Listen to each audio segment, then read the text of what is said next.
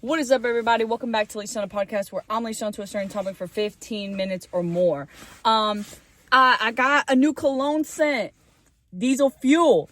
No, I had to go help my stepdad with some errands, and so now my whole car smells like diesel, and I probably shouldn't be in a car encapsulated by the fumes of diesel, but hey, it's like one of those scents that smells good, and it's like, what am I gonna do, crack the door when it's like literally 30 degrees outside? No. Also, let's talk about the weather. I hope we're on a level where we could talk about the weather, but where I'm from, it's excruciatingly cold. Like, why the freak is it 30 degrees and then gusts of wind that makes it feel like 21? What? Pardon. I just went to New York. That needs to stay up north. And even though the Carolina I live is the north of the Carolinas, it's still not supposed to get this cold. So I'm really not accustomed to this kind of colder weather. And I keep telling myself, like, oh, just like layer up and bundle up. And then it's like, dang, I put on the layers and I'm warm, but it's my hands and my feet that are freaking freezing. And it's like, what am I going to do? I think I might give me some electric hot hands, honestly. You know, Santa Claus, if you can hear this, please give me electric hand warmers. Give me electric hand warmers. Give me electric hand warmers, because I need some. And then I don't know what I'm going to do with my feet. Maybe get some, like, compression socks and then slide some hand warmers that aren't electric in them. I don't know what I'm freaking do. So right now, I'm relying off of fuzzy socks and sweatpants with pajama pants under them, the puffer, and then just the Mel's tea from Tennessee. So recently I had a conversation with my friend who does pageantry. Really beautiful field, honestly. Like, I'm very admired. I could never do that. I mean, I would like to think I have the skills. I've got public speaking. I'm very inquisitive. You know, I can put myself out there on a stage. But to just do pageantry and devote a lot of your time to that is something, honestly, really monumental. And I'm very grateful that I have a friend that does something like that, because we get to talk about it. It's like, yeah, I could never do that, but it's so awesome, like, hearing a first-hand account of somebody who goes through it. Would never name drop, because there's probably NDA signed, and that's not in my best interest. But really great friend. I grew up with her, and I've known her for a very long time. And like, catching up is just like, oh my goodness, I feel like we're little kids on FaceTime staying up playing Roblox and just talking. We almost did do that, but then my Wi-Fi was out, so we did not play Roblox. But it's just nice to talk, and she has a lot of wisdom in her. I'll admit that. It's one of my friends that, to live a life being younger than me and honestly be a different on the spectrum, you know, she was more involved in church, very involved in different things. I was still able to get a very informational and honestly growth-seeking conversation. And despite, mind you, I haven't seen her, well, I see her in person occasionally. Let me take that back. But we haven't hung out in a very long time. Great things are happening in her life. And it's like, oh my goodness, like, I'm so glad you're being treated the way that, you know, we've always talked about wanting to be treated, and hearing that you're doing these great things for yourself. And a great thing I got out of our conversation is standards. And it's like, I don't know if I've talked about it before. I think I've talked about, like, relationship standards and maybe my standards, but I think I'm going to cover standards as a whole, because one thing that can benefit your way of living is setting standards. I don't care what anybody says. I'm sick and tired of there being so much negativity on standards, right? You have standards. Oh, you just have high standards. Nobody's going to meet them. And that's so that's unrealistic. Like, you're sitting here saying I have unrealistic standards when there's 8 billion people in the world, and you're sitting here in my town of a population of like 11,000 telling me that nobody's going to meet my standards. What? And even out of the 11,000 people, maybe my neighbor down the street has the standards, or can be somebody that is meeting the quota of my standards, you know? So it's like, maybe it's not somebody my age, so we could take out a little percentage. And then maybe it's not somebody younger than me, so we could take out that percentage. Maybe it's not anybody crazy older than me, so we could take out that percentage. But it's still, like, that's still a good, maybe less than 50%, but there's still somebody. Even in the 1%. 1% of 11,000 is still 110. So even if there is somebody in the 1% and the 1% and the 1%, it sure as hell is more than one person. You know, even in 1% of 11,000, and even in my city's population, right? So it comes to wonder that I've grown to, just like when people are like, oh, you've got high standards, you're expecting too much. I'm just like, but that's unrealistic. Like, what are you criticizing me for setting boundaries on the things and the people that I put experiences around? what? And it's like, I know that they don't come from a bad place. Like, every time I hear, oh, well, your expectations are just high, your expectations are high. Now, it's not like I'm sitting here telling, like, that my expectations are somebody that's going to rub me in gold flakes wearing Gucci and Louis Vuitton. Like, that's not what my standards are, you know? And so when you sit with yourself, one of the biggest things that I think you could do in a period of whatever you want to call it, shadow work, healing, growing, changing, differentiating, whatever the ing is sitting and being like, okay, like, what hasn't worked for me? Like, sitting and pondering what hasn't worked for you. You can write it out. Nobody's gonna see it. I'm not gonna see it. I pick your process. I won't see it. You write down what hasn't worked for me. Oh, well, a bum ass ex that relies on his parents doesn't work for me. I know it's like Twinder. You put that on the left. Twinder. It's like Tinder. No. Then it's like, oh, a friend who gives me gifts for every holiday. Oh yeah, I fuck with that. Then you put it on, like, yeah. So it's like, you get to be interactive with it. Maybe digitally you can do more like that. But I'm thinking on pen and paper, you just write it down and you put, like, left, yes, right, no. Or maybe, let's go backwards. Right, yes, left, no. So you're like, okay. Well, right, yes, yeah. So you're like, okay, friend that gives gifts? Yes. Trash ass homeboy who only uses me for sex? No. So it's like, you get to sit there and be like, okay, well, what doesn't work for me and what does? You personalize that to yourself. Because that's like the beauty of understanding that you can sculpt you into being who you are and you can't control others, is that, you go talk to your best friend and it's like, yeah, she's on the yes list, but she's not going to have the same list of standards. It is nice that y'all both are on each other's yes list, but to say that y'all are going to have the same no's list, it's not going to be all the way there, and that's okay.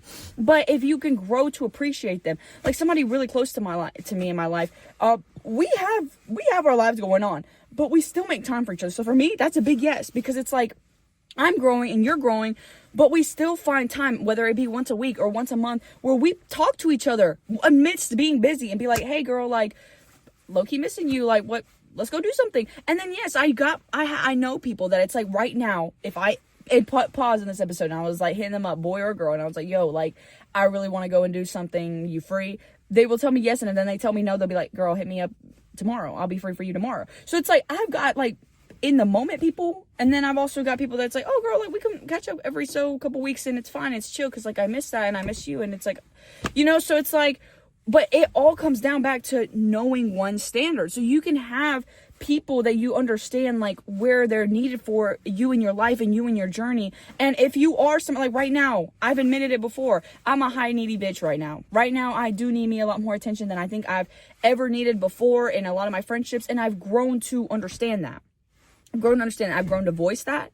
And I've voiced it in connections that, whether it be I voiced it wrong or they didn't understand the memo, whatever it may be, when you set standards and you speak up for them, you will lose what is not meant for you. You will lose it. You will lose it. You will lose it. You will lose it. You will lose it. And that is okay. That is okay. That is okay. And I grew more time being so sad of the weeks building up to the big confrontation, where it was like, damn, like, I should not feel like this regarding somebody else. You should not feel stressed out when it comes to relationships. You should not feel stressed out. I mean, I think in jobs it's healthy, because that's what it does motivate employees to work harder. But if I'm talking about you work in a lousy part-time job with shitty management, you do not need to go to a place to make money stressed, right? There are definitely other opportunities, and I know people are gonna tell you the job market's trash. The job market's trash. I'm dead ass. Hit up your town's local town talk. Somebody will get you right. Somebody will get you right, because half the time it's employers looking for employees. Why? They're going to put in the job, hey, like, girl, I manage this, come and hit me up, Dollar General down the street, here's my contact. You will, if you put yourself out there, you will get the connection back. Just put yourself out there. And when you build standards, you feel more comfortable putting yourself out there, because your standards are there. Especially if you've already experienced it. All the standards I have set, I have been worth it of it before. I'm not sitting here setting standards that I have never experienced before. Because it's like, if I don't experience it and then I get it, how am I going to know that I like it? Maybe it sounds pretty on paper, like, yes, I would love somebody that drowns me in Gucci and Louis. But hell, maybe those aren't even my favorite designers. Maybe I'm more of a YSL and Paco Rabanne type girly. Maybe I'm more of a Goyard or, I'm trying to think, or Dior, So it's like, what if I'm more of that? But it's like, I have the specific standards, like, no, like, drown me in this. And then it's like, oh, well, maybe it's just more like drown me in designer goods. And then it's like, no matter what it may be, I put that out there. I have that standard out there. And it's like, I'm going to get it because I've got it before. And if you haven't got it before, but it's something you know you really want, give it to yourself. Give it to yourself. Because you know you are worthy of that. Otherwise, why would you set the standard? You know? I wouldn't sit here and say, man, like, I really want people that treat me like crap. That's the last thing I know I'm worth for.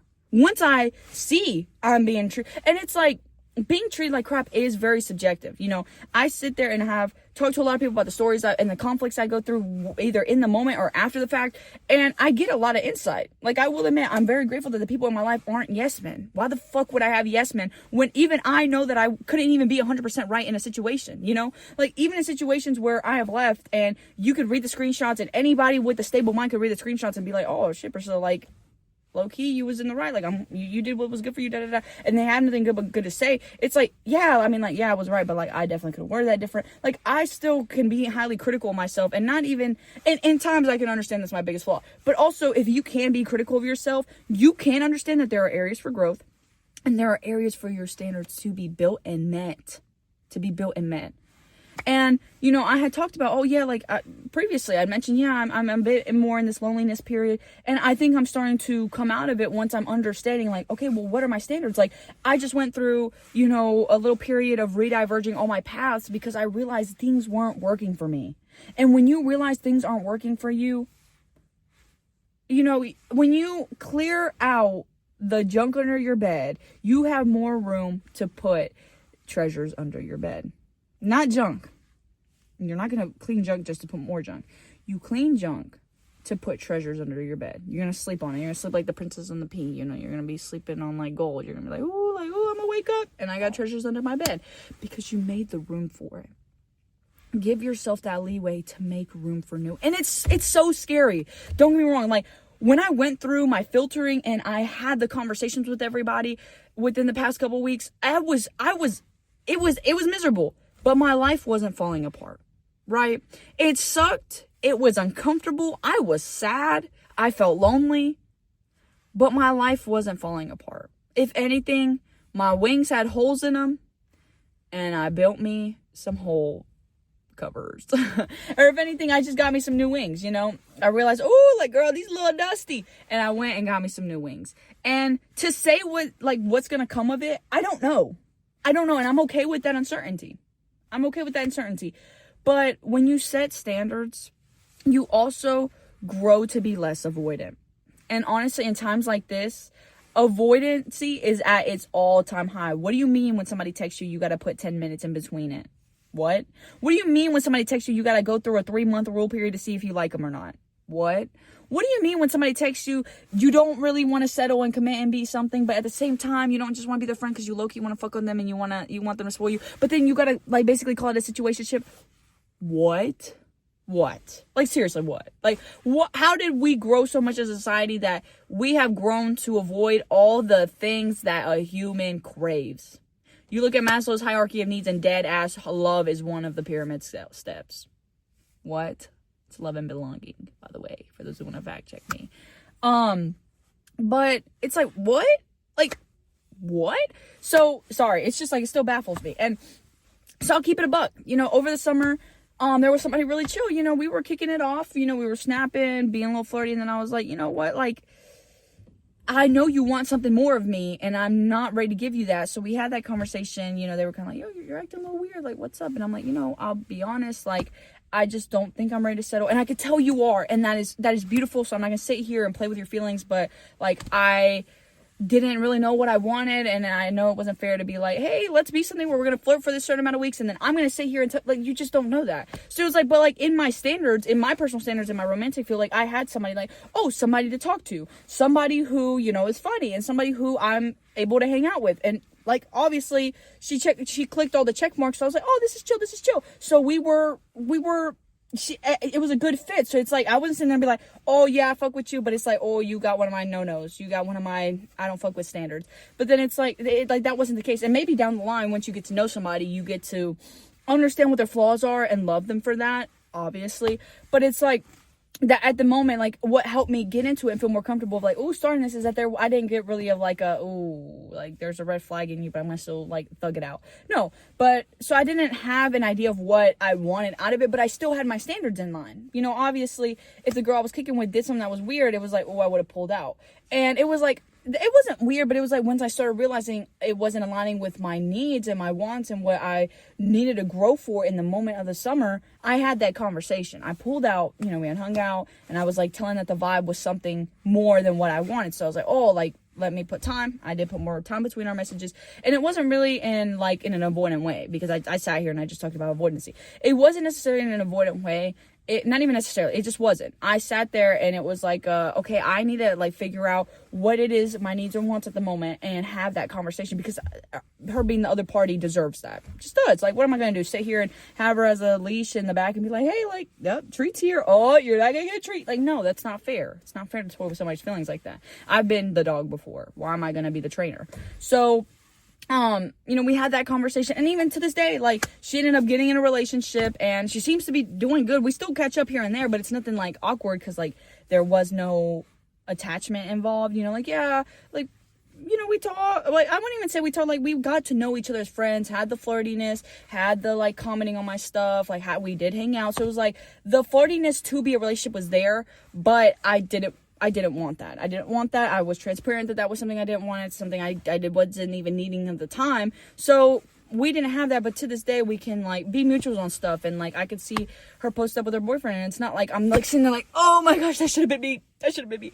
No, because I set those standards for myself, and I understood that like, oh, if I really like wanted somebody for me and they had understood things in this moment, like I wouldn't even sit here and have the conversation of this isn't what I need, because it's like with my standards with people, I know I will find them at the right time. That is one of my standards. When I'm needing something in a period of time, I know I will find that. I know I will find that. I know I will persevere. I may lose 5 people, but I will find 2 good people out of it when I get my wings reborn. So when you can decide with your standards come your needs, and come your wants, and comes your growth builders or growth factors. It's going to be a new buzzword on my podcast, growth factors. When you develop your growth factors, you understand, okay, yeah, I mean, like, wants are just like, oh damn, like, I would love to be to be designer, to be dripped out in designer, but like that's not really a need. For me, the need is the trust. For me, the need is the communication. For me, the need is the humor. Like, damn, you gotta be funny, you gotta be funny, you gotta be funny. Like, what do you mean all of our conversations are just you gossiping about people in your close circle and people that like, you know, that I know but I don't give no 2 shits about? Like, what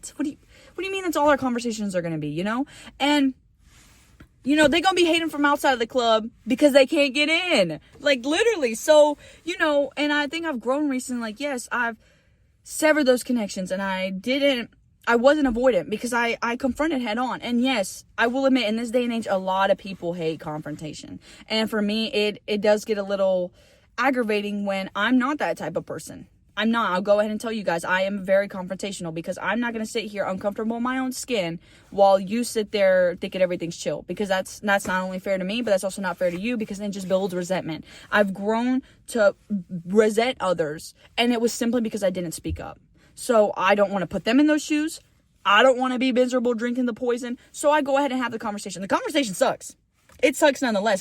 It sucks knowing that I'm having this conversation about my feelings. I'm having this conversation about my needs and my growth factors. And they're sitting there either victimizing themselves or understanding. I have had a conversation with understanding. Or if, you know, they're being hypocritical, whatever it may be, however the conversation ends. If we aren't connected by the end of it and still being able to be in each other's lives, I didn't lose nothing. You don't lose anything when things that don't serve you leave. You don't lose. So when you understand and can shift the mindset of I don't lose, what do I gain? What do I gain? If your wings have holes and you go through a period of rebuilding and DIYing your own wings, what are you gaining? Hell, wings that are personalized by you, that you get to fly in, that you get to show. Nobody else is going to wear those wings but you. So show your wings. But to show your wings, you have to lose your old wings. Even if your old wings brought 25% agility, you move faster with your old wings. You know, ooh, your old wings, you was in the streets, boy, having that party life. But then you're realizing that there's holes in those wings. Not only does it slow you down, your growth factors aren't there. Is your self-esteem there? Build you some new wings. You may be slower, maybe having more slower days. Maybe you're spending your days sleeping in and reading and promoting your growth. But now you have new wings that are holeless, holeless and holeless. And you got these wings that are yours. So wear them, because it's gonna take your wings away. And with time, if those wings deteriorate, you have already lost wings once. So you're going to gain something new. You won't think, oh my goodness, I'm going to lose these wings now. They're holeless, but they're going to get holes. They're going to get holes. But you realize, I'm going to be able to gain better, stronger, cooler wings, one may say. And even change up the color, because I'm outgrowing this yellow. I'm outgrowing the yellow and the pink. I first outgrew the pink, first outgrew the yellow, and now I'm onto a green.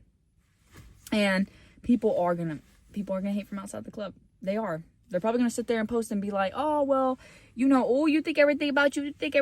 People like to bring down others when they are in a self-growing period, because it does become about you. Like right there in the beginning when I said, yeah, sit there and figure out what are your yes and your no's with your standards. Build your own standards, because a standard is what you tolerate. A standard is literally what you tolerate, is what you expect. So if people are sitting there and be like, girl, you expect too much. Oh, you're going to hurt yourself with your expectations, baby. No, you won't. No, you won't. You won't. They feel hurt because they don't meet your expectations. So they have to sit there and make you feel crappy because you have these expectations. Let them be high expectations. So what? That 1% will meet it. That 1% will meet it. And the more that you expose yourself out there, the more that you encapsulate authenticity and show up as yourself, the more that 1% turns into 10. And then it turns into 10. Then it turns into a good 25. And that percentage will grow as you grow more sure of yourself. Like now I know, 110,000. So it went from 11,000 to 110,000. Dude, that jump was a 10x increase. And if you want to get more technical with the percentages, it was 990% increase, which is a hell lot more than 1%, if you're asking me. So you grow, you meet new people. And it's like one of those things that it is really bittersweet. I'm in a very small town. I hate the idea of knowing that, like, I'm not going to be stable. But it's like, girl, I'm only 18. When has stability ever, like, sometimes I do yearn. I will admit right now, I do yearn for periods of stability. I do. And I think that the more I can cut my weeds and cut my grass, the more that I could fertilize it and have, like, kind of just like even shaved grass, but it's not pretty. So it's like, for me, do I want to live in a life that's stable and very structured and very, formal and very, you wake up, you do this, repeat, do this, repeat. The idea sometimes does seem comforting, because it's like, oh wow, like I know what to expect. And I do agree that sometimes expectations are my greatest disappointments. Yes, sometimes I will sit up here and I'll be like, yeah, I expected this, I expected that. But it comes back down to, I expect it because I've experienced it and I know it's worked for me. So it's not like I'm sitting here expecting and just like, yeah, you suck. No, it's I figured, I expected, and something isn't meeting that, so I'm gonna relocate myself. It's not even fuck the thing. It's, I'm not meant for the thing, so I'm going somewhere else. And sometimes that's what it has to come to. You don't have to make a big, oh, you suck, so I'm leaving, or make a big thing that brings hatred, or brings like a big thing that's like, oh, well, you could point and be like, that's why. Sometimes you have the conversation don't work, you realize, oh, you know what, this isn't gonna work for me, so you possibly unadd yourself, remove yourself from their stories, just don't sit at the lunch table anymore, whatever it may be. But you aren't in the picture, right? You aren't in the picture because you're busy growing your wings and building your wings. So maybe you guys spend more time in the workshop, measuring out your wingspan. Maybe you got to go spend some time talking to new people to go see what paint. What do you want? A glossy finish, a matte finish, a metallic finish? What do you want on these wings, And you gain these insights from different conversations with different people, that the people at your lunch table that were putting the damn holes in your wings are irrelevant. And, I grow into a period where I'm like, yeah, I did have conversations and tough conversations with people, and they are no longer in my life. But, like, I wouldn't sit here and be like, oh, yeah, they suck. I wish the worst on them, because I don't.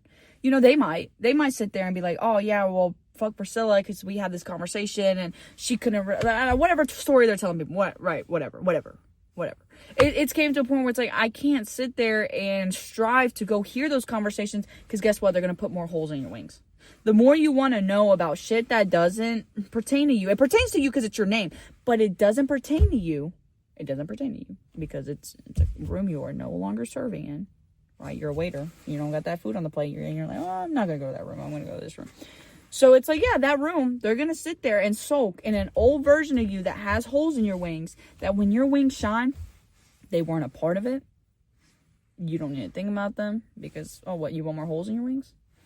And it hurts because sometimes it's like people you grew up with. Sometimes it's relationships you thought you guys were going to get married. Sometimes it's relationships that were your first.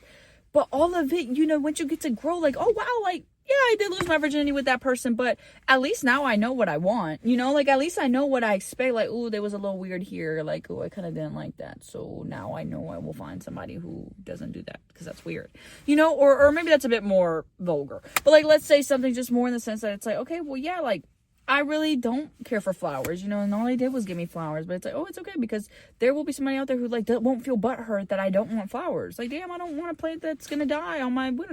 You know what, whatever the justification is, I like flowers. I was trying to, like, think about it a bit there. But whatever it may be, you set your own standards to ensure that you can nurture your own growing path first. People are going to make their comments. They're going to sit there and be like, oh, well, you can't just put expectations on people. Maybe da-da-da-da-da-da. No, you just couldn't put expectations on those people because they didn't meet it. Because there's things expected of you. You work, you are expected to do your damn job. You're getting paid to do your job. When you go to school, you are expected to follow the rules that you and your parents are supposed to look over and sign, right? Even if it's in the freaking fine print, you signed it. Therefore, you consent to follow the rules of whatever's going on. That is expected of you as a student. Obviously, you don't meet those expectations. Why the hell do you think you go to detention? Why do you think you're getting OSS, you know? If you are in a relationship, you know, and you guys first started by, like, you know, oh, I read your repost, like, oh, you like somebody who does this, da da da da, like, that is something that they're expecting when now getting with you. And if they're like, oh, my boyfriend's the best because he makes me Red Bull slushies and gets me baskets every anniversary, boo basket, winter basket, burr basket, whatever the basket is, you know, it's like, oh, dang, like, it's kind of expected of you. And if it's something that you don't want to be confined in and suffocated because, like, oh, these expectations suck, leave. Have the conversation. I can't meet these expectations. And that is okay, because sometimes you also won't meet other people's expectations. You know how many times I've been rejected because I just wasn't in for somebody? And it's like, what, am I going to be mad at you because I don't fit? No, thank you for telling me, so I saved myself, you know? And people are definitely going to have old versions of you in their head, and they're going to sit there and be so self-absorbed and think that anything you do is a direct attack to them, when it's not. You know, you build your wings, and somebody's going to be so offended that you're not buying wings. They're going to be like, oh my goodness, what are you doing DIYing your own wings? Like, we're in 2025, consumerism is at the all-time highest. Why don't you just go buy the next Stanley wings? Ugh, can't believe you're building your own wings. Excuse me. You don't want to be original and creative? Girl, bye. Girl, bye. So it's like, some people are going to have their own ways of doing things and look down on your way of doing things. But what matters is, damn, if you like DIY it. If you want to go buy it. But no matter what it is, you're getting holeless wings. You're getting opaque wings. Let's say that. Opaque. Let me not say holeless. You're getting opaque wings, right? It's completely solid. So, today, you know, and then I had another conversation with a friend of mine. You know, it was late up night. I was playing Roblox, and they were like, you know, like, I'm just really glad, you know, you've taken me out the house more. I really appreciated that. And it's like, it was like my standards again were like kind of being met, because it's like, wow, like, you're appreciative, and that for me, that means a lot. You know, like, there's a lot of people engaged with me, but like, I don't really understand how much of an effect I leave on them. You know, I think I don't realize how much of an effect I leave on people until I'm told it, because I don't want to sit here and work off of hubris and be like, oh, yeah, anybody I meet, I leave a lasting impact on. I mean, yeah, I am the only Priscilla Medina with this face and with this voice and this height and this weight. So surely I am the one of the one, but to say that I'm memorable in everybody's books, it'd be dope. But, had a conversation, you know, they were like, oh, I'm really grateful that, you know, you've taken me out the house and we've spoken a lot. And mind you, this is also a friend of mine that is so smart, right? So smart, so deep. And honestly, we have great conversations, but it's so, like, they're also hilarious with it. So it's like, they harbor so much knowledge, right? They know ball, but they translate it in, like, low-key brain rot, right? Or in memes. And for me, it's like, oh, I love that mix of funny. Like, you're funny, but you're also smart. You're funny, but you're also deep. You're funny, but you're also empathetic. Like, that is a win-win. So we're sitting there and, like, genuinely, like, it moved me. Because, like, I hadn't heard that often, right? It was one of my standards, and I felt like I wasn't being appreciated by people in my life, and I was doing the extra mile. And I've spent so much time, and I've sat here on my podcast, and I've said it, and I urge you guys to not do that. Don't overexert yourself. And I know, hey, my givers, I get it because I like, it's like, what do you mean I shouldn't give my best friend a gift because I know I'm not gonna get my one back? What? So it's like, I get it, like, in overgiving and overgetting and being disappointed. But it's like, that's your expectation. That's your standard because you give it. So don't sit there and feel like you need to harbor your gifts and feel like you don't need to spoil your friends and feel like you don't need to do this and you don't need to do that. No, because that's how you love, and you want to love that way. Just, you're looking here, look over there. And there's going to be people over there who want your gifts, who will give you gifts back too. Right? Because that's your standard. That's your expectation. That's what you want. That's how you receive love. That is something that nurtures you. And you will find it. You just got to stop looking here and look over there. And walk. So I had that conversation with that friend. I was like, wow, like I feel the same way with you too. Like, not to be like, oh, I love you too. I miss you too. But I feel that way as well because I had been, in the dumps and like kind of stuck in that, like, oh, will anybody be that 1%? Will anybody be that 1%? And literally, next thing you know, I take an opportunity that, like, I quit a sport, went ahead and started a new sport, was being able to see them in an athletic realm that I usually saw them, like, in the hallways or I saw them in clubs, but to see them in an athletic realm, us both sharing something that we like to do, they're freaking good at it. I'm growing to be better because now my second year doing this new sport. So it's like, we were able to come together and create, and that was awesome. And it's like, I realized, like, yeah, there are people who are so appreciative and they're out there and I have met them and I know it's possible. So when you go out there, you take new opportunities, you meet these people that meet your standards and meet your needs and meet your wants, and your growth factors build. Once everything falls into place, you just have to lose things first. So with that, it's real. The diesel fuel's getting stronger, and it is a bit cold. My feet are cold. But with that, you guys, I really hope to see you guys soon. It is Christmas week. Woo! So happy holidays. I will not be posting on Christmas Eve just because you guys enjoy it with your family. I'll be out with my family and enjoying great time too. So with that, I will pick up with you guys next week, and I really hope you guys ooh, my stomach's growling. Enjoy this episode, and let me know what you guys think down below. I really love to engage with you guys and see what's up. So on that, see y'all next episode.